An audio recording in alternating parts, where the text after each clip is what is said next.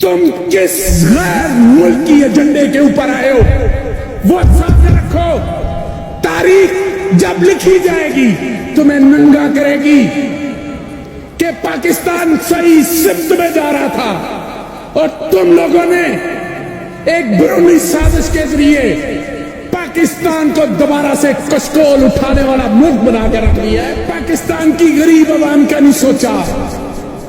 تم نے صرف سوچا اپنی اولادوں کا سوچا, اپنی کرپشن کی کمائی کا سوچا, اپنی منی لانڈرنگ کا سوچا, اپنے کیسے کا سوچا.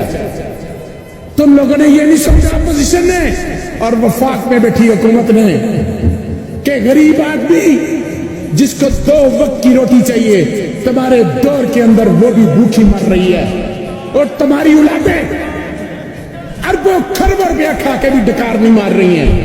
سمندر پی کر بھی ان کے لب خشک ہے. جناب ہمارے وقت میں عالمی مارکیٹ کے اندر تیل کی قیمتیں $117 فی بیرل تھی. عمران خان نے پیٹرول کی قیمت $150 رکھی, ڈیزل کی قیمت 145 رکھی. آج دنیا کے اندر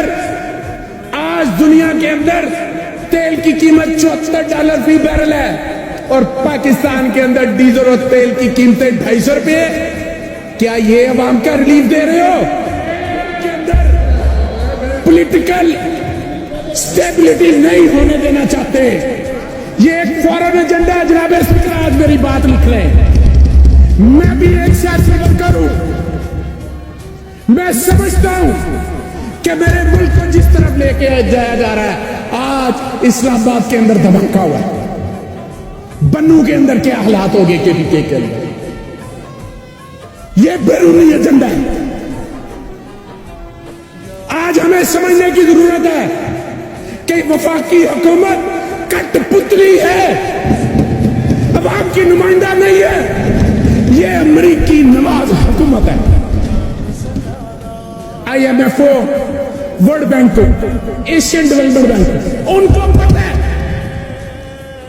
کہ وفاق میں بیٹھے حکمران چور, ڈاکو ہے, منی لانڈرر. انہیں پتہ ہے کہ انہوں نے ملک کا بیڑا غرق کیا. ان اداروں کو پتہ ہے, ان ملکوں کو پتہ ہے. آج یہ کیس معاف کروا کے سمجھتے کہ نہا دھو کے آگے اور پھر یہ عوام کیسی طرح خون چوسیں گے, یہ شب خون ماریں گے.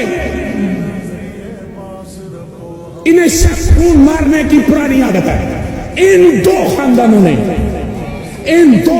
نے ملک کا بیڑا غرق کیا ہے. 50 سے لے کر سن 2000 تک جناب اسپیکر, اور اس کے بعد آج سے لے کر 18 تک انہوں نے اس ملک کی دولت لوٹی ہے. اس ملک کو اس نہج پر لے آئے ہیں کہ یہ کہاں سے خود شروع ہوئے اور ملک کہاں تھا. ملک نیچے آتا گیا, ان کی ذاتی دولت اوپر جاتی رہی. ان کا جینا مرنا اس ملک میں نہیں ہے. ان کا علاج باہر ہے, ان کی جائیداد باہر ہے, ان کی اولادیں باہر ہے, ان کا کھانا پینا باہر ہے, ان کی شاپنگ باہر ہے. ہمارے اوپر اگر آزادی کی قیمت دے کے اس طرح کی آزادی لینی تھی تو وہ بہتر تھی.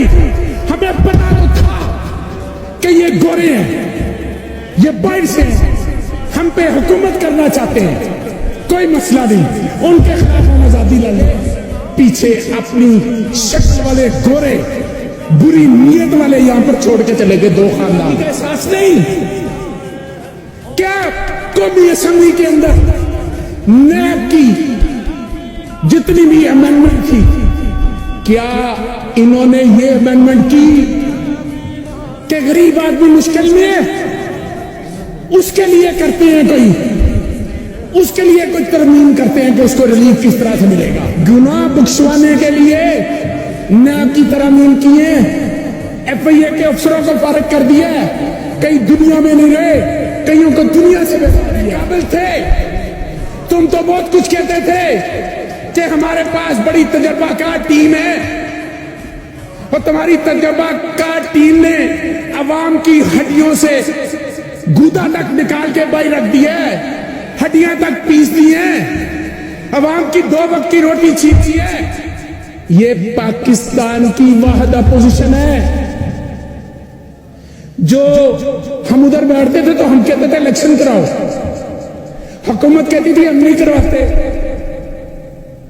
آج ہم کہہ رہے ہیں حکومت میں ہوتے ہوئے کہ الیکشن کراؤ، اپوزیشن کے لیے نہ کراؤ. ان کو پتا ہے کہ 17 جولائی کو عوام نے پاؤں سے جوتے نکال کر ان کو جو ٹھوکا ہے، ان کو سمجھ آ گئی، وفاق میں بیٹھی حکومت کو سمجھ آ گئی ہے.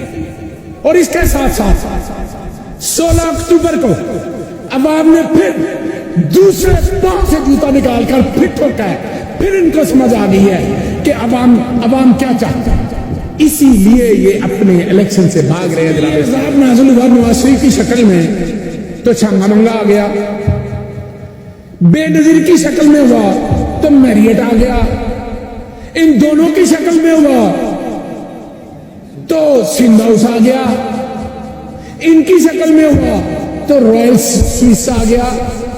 جناب اسپیکر، میں یہ کہنا چاہ رہا ہوں کہ جب اس طرح کے معاملات ایک جمہوری حکومت کے اندر ہوتے ہیں، کسی مہذب معاشرے کے اندر، جمہوری ملک کے اندر، کیا اس طرح کے معاملات ہوتے ہیں؟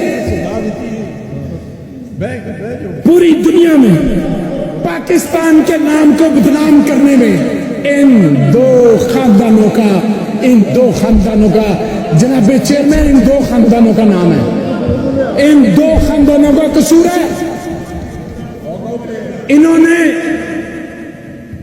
انہوں نے ہمارے مہذب معاشرے کے اندر غیر مہذب حرکتیں کرتے اس معاشرے کا چہرہ عوام کو سڑکوں پہ نہ آنے دیں، ان کو بھاگنے کی جگہ نہیں ملنی.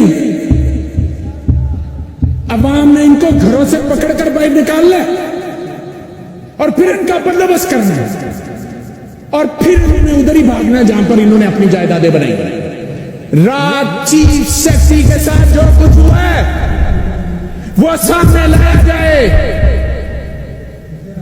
کہ اس سے کس طرح سائن کروائے گئے ہیں، کون اس کے پاس گیا تھا سائن کروانے کے لیے،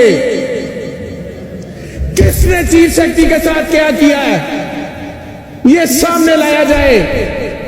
عوام کو پتا چلے کہ ان کے ووٹوں کو کس طرح سے اس کے تقدس کو پامال کیا جاتا ہے، مجروح کیا جاتا ہے. کیا آپ سمجھتے ہیں اگر آپ نے اس ملک میں امنیت رکھنی ہے تو بسم اللہ اعلان کرے کہ ملک امنیت کی طرف جا رہا ہے.